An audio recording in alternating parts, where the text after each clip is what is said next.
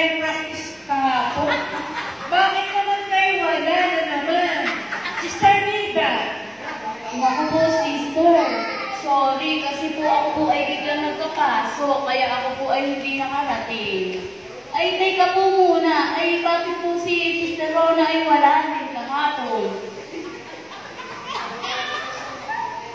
Baka po, sister, pasensya na. Ako po may tinrahan. Ay, wala akong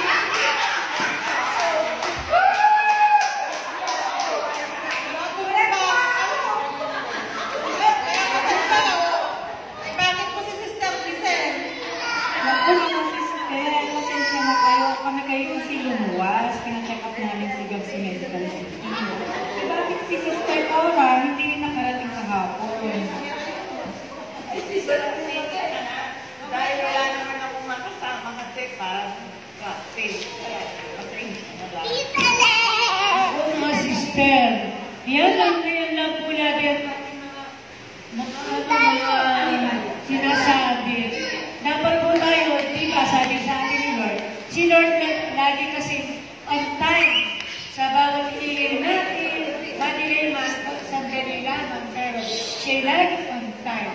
Huwag natin paghintayin lagi ang ating Panginoon. Sister, may ulan po yata na nawawala pa. Ulit tayo. O sige, ito na po. Ayun.